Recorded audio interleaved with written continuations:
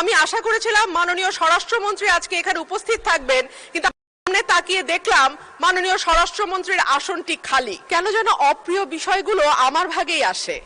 গতকাল টিআইবি একটি রিপোর্ট দিয়েছে, সেই রিপোর্টে বলা হচ্ছে সরকারের 100 দিনে 605টি খুন। আমি আশা করেছিলাম মাননীয় স্বরাষ্ট্রমন্ত্রী আজকে এখানে উপস্থিত থাকবেন, কিন্তু সামনে তাকিয়ে দেখলাম মাননীয় স্বরাষ্ট্রমন্ত্রীর আসনটি খালি, অর্থাৎ তিনি উপস্থিত নাই। কি আর করা, তার অনুপস্থিতিতেই বলি।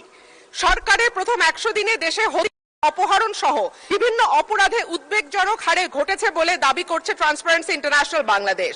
এই সময় দেশে 605টি খুন, 196টি অপহরণের ঘটনা ঘটেছে বলে জানায় সংস্থাটি।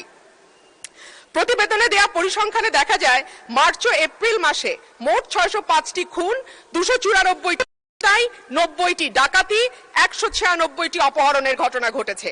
একই সময় পুলিশের উপর হামলার ঘটনা ঘটেছে 129টি, চুরির ঘটনা 2014টি। এছাড়া নারী ও শিশু নির্যাতনের ঘটনা ছিল 3496টি। বাইকের অতিরিক্ত খরচে চিন্তিত? নিয়ে আসুন রাইডো, মাসের খরচ মাত্র 300 টাকা। আলোচিত সময় ধর্ষণের শিকার হয়েছে 78 থেকে 102, গণধর্ষণের শিকার 30 থেকে 36 এবং ধর্ষণের শিকার শিশুর সংখ্যা 49 থেকে 71 জন। মাননীয় স্পিকার, আমাদের এই পরিসংখ্যানটি স্পষ্ট করে দেয় বাংলাদেশে গত 3 মাসে আইন শৃঙ্খলা পরিস্থিতির অবস্থা কি। আমি বলেছিলাম যে এই সরকারের অর্থনীতি এবং আইন শৃঙ্খলা এই দুটো বিষয়ে যারা মন্ত্রণালয়ের দায়িত্বে আছেন তাদের উপরে নির্ভর করবে 50 ভাগ, এবং 50 ভাগ অন্যান্য মন্ত্রণালয়ের উপরে যে এই সরকারটি কতটুকু সফল বা ব্যর্থ হবে।